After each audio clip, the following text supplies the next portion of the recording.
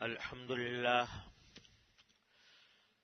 لله نحمده ونستعينه ونستغفره ونؤمن به ونتوكل عليه ونعوذ بالله من شرور أنفسنا ومن سيئات أعمالنا من يهده الله فلا مضل له ومن يضلل فلا هادي له وأشهد أن لا إله إلا الله وحده لا شريك له وأشهد أن سيدنا وسندنا ونبينا ومولانا محمدا عبده ورسوله صلى الله تعالى عليه وعلى آله وأصحابه وبارك وسلم تسليما كثيرا أما بعد فأعوذ بالله من الشيطان الرجيم بسم الله الرحمن الرحيم إن بطش ربك لشديد إنه هو يبدئ ويعيد وهو الغفور الودود ذو العرش المجيد فعال لما يريد هل أتاك حديث الجنود فرعون وثمود بل الذين كفروا في تكذيب والله من ورائهم محيط بل هو قرآن مجيد في لوح محفوظ آمنت بالله صدق الله مولانا العظيم. بزرگان محترم اور برادران عزیز، السلام علیکم ورحمۃ اللہ وبرکاتہ. یہ سورہ بروج کی آخری آیتیں ہیں جو میں نے اس وقت آپ کے سامنے تلاوت کی ہیں. جیسا کہ سورہ بروج کی تفسیر کی شروع میں نے عرض کیا تھا کہ یہ سورت ان ظالموں کو یاد دلانے کے لیے نازل ہوئی جو مسلمانوں کے اوپر مکی زندگی میں ظلم و ستم توڑ رہے تھے اور طرح طرح سے اذیتیں پہنچا رہے تھے. تو ان کو یاد دلایا گیا کہ اللہ تبارک و تعالی جب کسی کو پکڑ میں لیتے ہیں تو اس کا کوئی ٹھکانہ نہیں ہوتا. اور اسی سلسلے میں خندق والوں کا واقعہ بیان کیا گیا تھا جن پر بادشاہ نے بڑی شدت کے ساتھ ان کو اذیتوں کا نشانہ بنایا، خندق کھودی، اس میں آگ بھڑکائی اور اس میں ان کو ڈالا. لیکن اللہ تبارک و تعالی نے پھر ان کے ساتھ کیا معاملہ کیا تو یاد دلایا جا رہا ہے کہ تم جو ظلم و ستم توڑ رہے ہو مسلمانوں پر، ایک دن ایسا آنے والا ہے جب اللہ تعالیٰ تمہیں پکڑ میں لے گا. چنانچہ آخری آیات میں یہ فرمایا کہ ان بطش ربک لشدید. پہلی آیت میں یہ فرمایا تھا کہ ان الذین فتنوا المؤمنین والمؤمنات فلہم عذاب جہنم، کہ جو لوگ مسلمانوں کو اور مسلمان مردوں اور مسلمان عورتوں کو ظلم و ستم کا نشانہ بنا رہے ہیں ان کے لیے جہنم کا عذاب تیار ہے. اور اس کے بعد فرمایا تھا کہ اس کے برخلاف جو ایمان والے ہیں اور عمل صالح کرنے والے ہیں تو ان کے لیے اللہ تبارک و تعالی نے ایسے جنت تیار کر رکھی ہے جس کے نیچے نہریں بہتی ہیں اور یہ عظیم کامیابی ہے. دونوں باتوں کو اللہ تعالی نے ذکر فرمایا تھا. اب دونوں باتوں کے لیے مزید تاکید کے طور پر پہلے فرمایا کہ ان بطش ربک لشدید، تمہارے پروردگار کی پکڑ بڑی سخت ہے. اور یہ پکڑ سخت ہونے کا اشارہ اس طرف دیا جا رہا ہے کہ بعض اوقات انسان باوجود گناہوں میں مبتلا ہونے کے، معصیتیں کرنے کے، نافرمانیاں کرنے کے اور اہل ایمان اور نیک لوگوں پر ظلم و ستم توڑنے کے باوجود اللہ تعالیٰ بعض اوقات رسی دراز کرتا رہتا ہے، ڈھیل دیتا رہتا ہے ظالموں کو.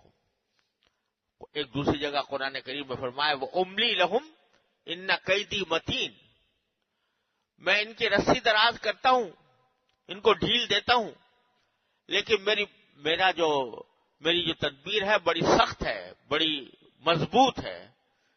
ہم ہی جانتے ہیں کہ کس وقت کس کو پکڑ میں لینا ہے.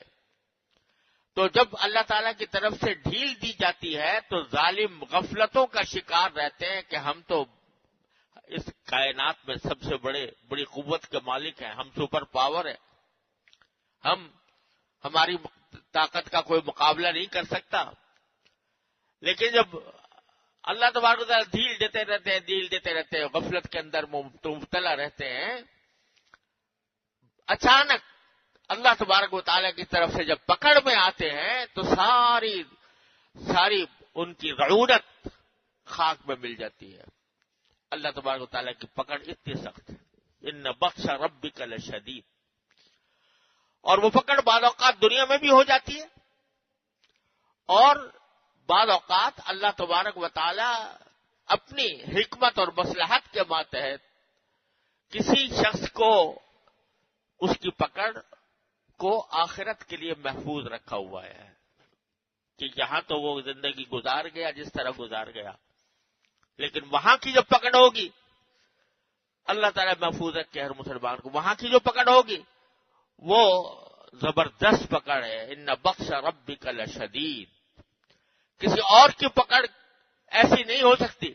اس کائنات میں کسی بھی بڑی سے بڑی طاقت کی پکڑ اتنی سخت نہیں ہو سکتی جیسے اللہ تبارک و تعالیٰ کی پکڑ ہے. ان بطش ربک لشدید. پھر فرمایا کہ انہ یبدئ و یعید. انہ یبدئ و یعید. وہی پروردگار ہے جو پہلے پیدا کرتا ہے اور وہی پروردگار ہے جو بعد میں دوبارہ پیدا کرے گا. یعنی کوئی شخص اس دھوکے میں نہ رہے کہ زندگی کے اندر اس کو کوئی پکڑ کا سامنا نہیں ہوا اور قیامت کا آنا اور آخرت کی زندگی آنا یہ تو کوئی ہماری آنکھوں سے تو نظر آ نہیں رہی اور ہمیں بعید معلوم ہوتا ہے کہ آدمی گلنے کے بعد، سڑنے کے بعد، مٹی بن جانے کے بعد اس کی دوبارہ زندگی ہوگی. تو اللہ تعالیٰ فرماتے ہیں کہ ہم نے تو تمہیں پیدا کیا تھا بالکل اس وقت جب کہ تم بالکل وجود رکھتے ہی نہیں تھے. اس کائنات میں کوئی بھی شخص غیر موجود کو موجود نہیں کر سکتا. جو چیز موجود ہوتی ہے اسی کے اندر کو تصرف کر کے اس کو کوئی اور چیز بنا دیتا ہے، یہ تو کر دیتا ہے. لیکن جو چیز بالکل موجود میں نہ ہو اس کو کون بنا سکتا ہے سوائے اللہ تبارک و تعالیٰ کا. تو پہلے ہم نے تم کو پیدا کیا تھا اس وقت جب کہ تم کوئی چیز تھے ہی نہیں، وجود نہیں تھا تمہارا وجود پیدا کیا.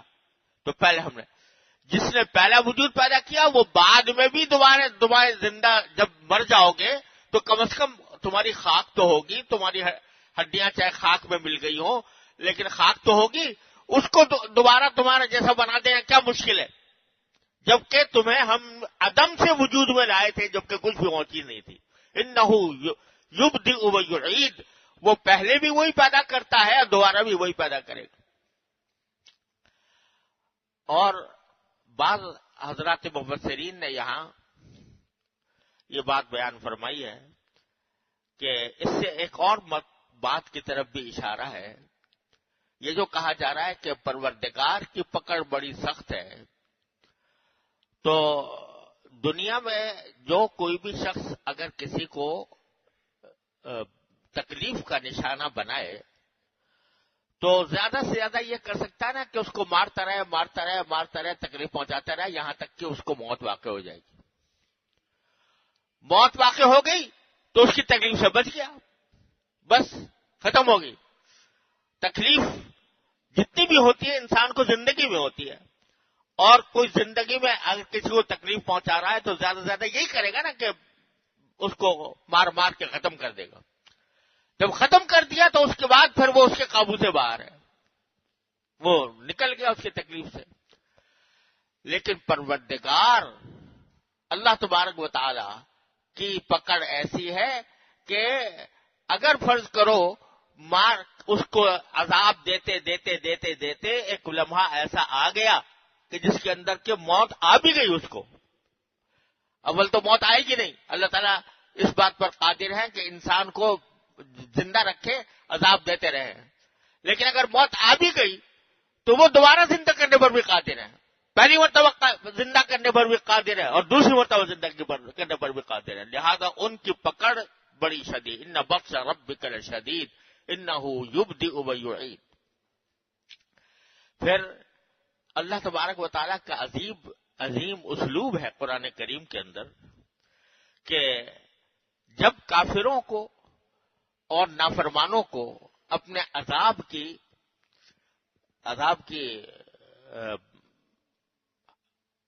دھمکی دیتے ہیں یا بتاتے ہیں کہ اللہ تعالیٰ کا عذاب بڑا سخت ہے، تو کافروں کو اور نافرمانوں کو کہہ رہے ہوتے ہیں، لیکن ساتھ ہی فوراً بلا تاخیر جو ایمان والے ہیں ان کو تسلی کے لیے بھی کوئی نہ کوئی جملہ ضرور کہہ دیتے ہیں.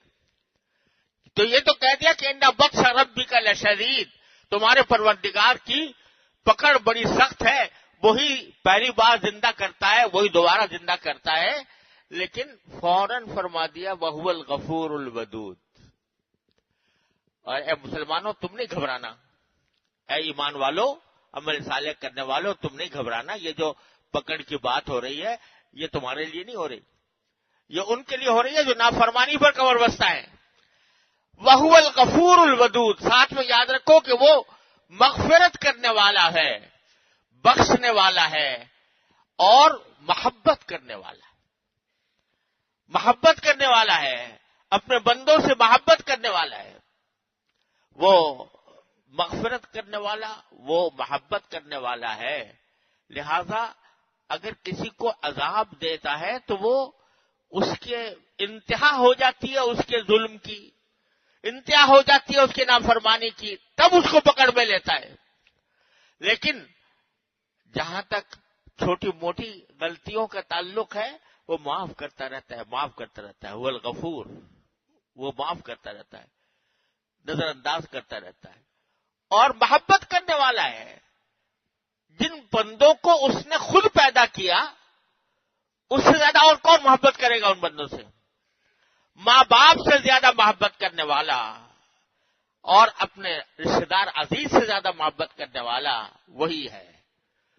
اور کتنے پیار سے ایک جگہ فرمایا اللہ تعالیٰ نے ما یفعل اللہ بعذابکم ان شکرتم وآمنتم. اللہ تمہیں عذاب دے کے کیا کرے گا؟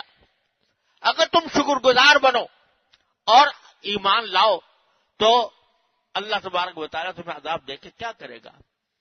ہم نے تو تمہیں پیدا کیا اور تمہارے خالق ہم ہیں، لہذا ہمیں تم سے ایسی ہی محبت ہے، بلکہ اس سے زیادہ محبت ہے، 1000 درجے زیادہ محبت ہے جیسے انسان کو اپنی کسی بنائی ہوئی چیز پر ہوتی ہے. آپ محنت کے ساتھ کوئی چیز تیار کرو، کوئی چیز بناؤ تو اپنی بنائی ہوئی چیز سے انسان کو محبت ہوتی ہے. لیکن اللہ تبارک و تعالیٰ تو پیدا کرنے والا ہے تو اس کو محبت ہے، اپنے بندوں سے محبت ہے اور وہ مغفرت کرنے والا ہے، مغفرت کرتا رہتا ہے، معاف کرتا رہتا ہے. لیکن جب ظلم و ستم اور نافرمانی حد سے بڑھ جاتی ہے تو پھر کسی کو اپنے پکڑ میں لیتا ہے. وَهُوَ الْغَفُورُ الْوَدُودُ ذُو الْعَرْشِ الْمَجِيدُ. وہ عرش والا ہے. عرش کے لفظی معنی تخت کے ہوتے ہیں، اور جیسے بادشاہوں کا پہلے زمانے میں دستور تھا کہ ان کے تخت ہوا کرتے تھے، تخت پہ بیٹھا کرتے تھے، اور وہ تخت جو ہے وہ ان کی سلطنت اور اقتدار کی ایک علامت سمجھا جاتا تھا. تو اللہ تبارک و تعالیٰ کا بھی ایک عرش ہے جس کا قرآن کریم میں جگہ جگہ ذکر آیا ہے. اس کا مطلب یہ نہیں ہے کہ اللہ تعالیٰ اس عرش پہ بیٹھا ہے، جیسے بادشاہ بیٹھا کرتے تھے، بلکہ ایک عرش ہے، وہ اللہ تبارک و تعالیٰ کی سلطنت اور اس کے تمام کائنات پر اقتدار کی ایک علامت ہے، اللہ تبارک و تعالیٰ نے وہ بنائی ہے۔ وہ عرش والا ہے کہ معنی یہ کہ اس کی سلطنت، اس کی خدائی، اس کی ملکوت وہ ساری کائنات پر محیط ہے۔ ذو العرش، وہ عرش والا ہے، اور جو سلطنت اور اقتدار رکھتا ہو اس کو دونوں باتوں کا اختیار ہوتا ہے کہ وہ کسی کو اگر تکلیف کا نشانہ بنانا چاہے تکلیف کا نشانہ بنائے، اور کسی کو اگر انعام و اکرام سے نوازنا چاہے انعام و اکرام سے نوازے۔ تو وہ ذو العرش بھی ایسا ہی ہے، المجید، وہ بزرگی والا ہے، وہ بزرگی والا ہے، لہذا بڑے انصاف کے ساتھ اور انتہائی عدل و توازن کے ساتھ یہ فیصلے کرتا ہے کہ کس کو سزا دینی ہے اور کس کو نوازنا ہے، کس کو انعامات سے، انعام و اکرام سے نوازنا ہے۔ البتہ دنیا کے بادشاہوں میں اور اس کی بادشاہی میں زبردست فرق یہ ہے کہ دنیا کے جو بادشاہ ہوتے ہیں یا دنیا کے جو حکمران ہوتے ہیں، چاہے کتنے ہی بڑے حکمران کیوں نہ ہوں، لیکن یہ نہیں ہو سکتا کہ جو بھی چاہیں وہ ہو جائے، جو کام چاہیں وہ ہو جائے۔ بڑے سے بڑا حکمران، بڑے سے بڑا صاحب اقتدار یہ نہیں کہہ سکتا کہ میں جو چاہتا ہوں وہ ہو جاتا ہے۔ اس کے بہت سے ارادے ایسے ہوتے ہیں کہ کرنا چاہتا ہے لیکن قدرت نہیں ہوتی کرنے کی، ہزاروں رکاوٹیں پیش آ جاتی ہیں، کوئی مانع پیش آ جاتا ہے، باوجود چاہنے کے وہ کام نہیں کر پاتا۔ لیکن اللہ تبارک و تعالیٰ کی بادشاہی ایسی ہے کہ فعال لما یرید، وہ جو کچھ ارادہ کرتا ہے وہ کر ڈالتا ہے، اس کو کوئی روکنے والا نہیں، اس کو کوئی روکنے والا نہیں۔ اگر کسی کو انعام دینا چاہے تو کوئی روک نہیں سکتا، اگر کسی کو سزا دینا چاہے تو کوئی بچا نہیں سکتا۔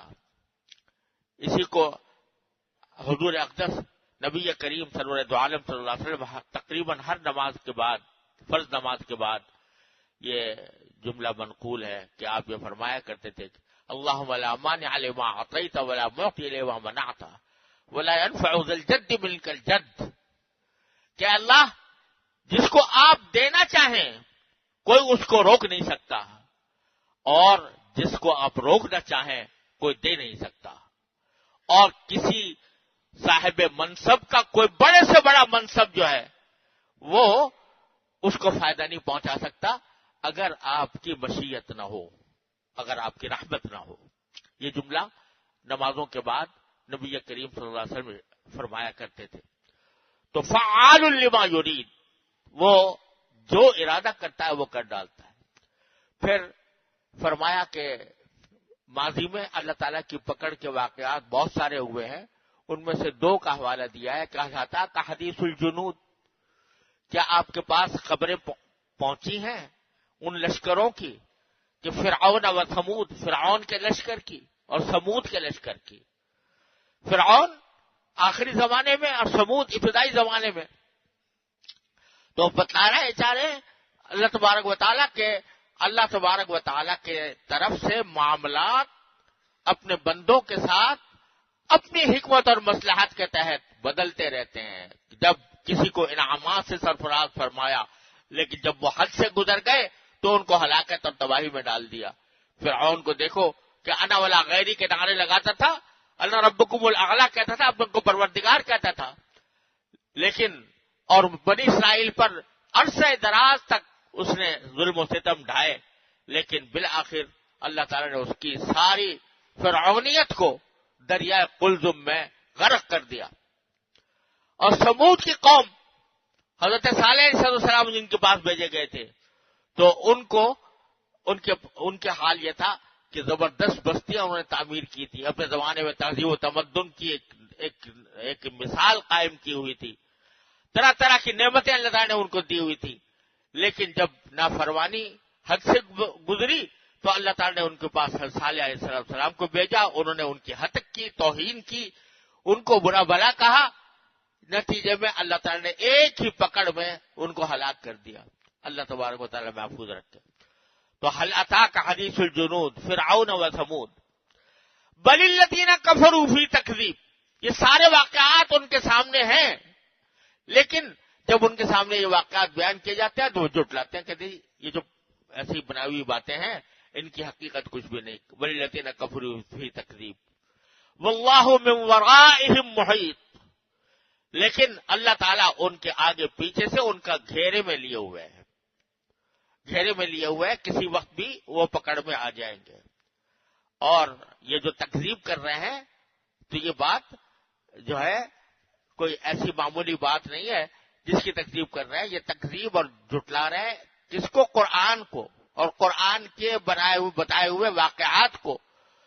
تو یہ قرآن جو ہے یہ ان کتنے جھٹلاتے رہے ہیں. بل ہوا قرآن مجید فی لوح محفوظ. یہ ایک بزرگی والا قرآن ہے، لوح محفوظ میں درج ہے. لوح محفوظ اللہ تعالیٰ اس کی حقیقت بہتر جانتے ہیں، لیکن یہ لوح محفوظ نام اس کا تختی ہے، ایک تختی ہے جس کے اندر اللہ تبارک و تعالیٰ نے اپنے علم سے کائنات میں ہونے والے واقعات بھی لکھے ہوئے ہیں. اور اس میں قرآن کریم لکھا ہوا چلا آ رہا ہے ازل سے، جب سے وہ لوح محفوظ پیدا ہوئی اس وقت سے قرآن کریم لکھا چلا آ رہا ہے. یعنی وہ بعد میں نازل تو ہوا نبی کریم صلی اللہ علیہ وسلم کے اوپر رفتہ رفتہ، لیکن ازل میں وہ لوح محفوظ کے اندر لکھا ہوا تھا. لوح محفوظ اس لیے کہتے ہیں کہ اس میں کسی شیطان کسی جن کا کوئی تصرف نہیں ہو سکتا. اللہ تبارک و تعالیٰ نے اس کی حفاظت کے لیے کا ایسا انتظام کیا ہوا ہے کہ کوئی اس کو اس میں بدل نہیں سکتا، کوئی اس کو مٹا نہیں سکتا، کوئی اس کے اندر تغییر اور تبدیلی نہیں کر سکتا. اس لیے لوح محفوظ کہتے ہیں. یہ لوح محفوظ کے اندر لکھا ہوا قرآن ہے جو چلا آ رہا ہے. اس کو اگر جھٹلا رہے ہیں تو خود اپنا نقصان کر رہے ہیں، ایک دن اللہ تعالیٰ کی پکڑ میں آ جائیں گے. اللہ تعالیٰ ہمیں اپنے رحمت سے اپنے پکڑ میں آنے سے محفوظ رکھے. اللہ تبارک و تعالیٰ اپنے فضل و کرم سے ہمیں اپنے مومن بندوں میں عمل صالح کرنے والے بندوں میں شامل فرمائے اور ہر طرح کے گناہوں سے اور منکرات سے ہماری حفاظت فرمائے. وآخر دعوانا الحمدللہ رب العالمین.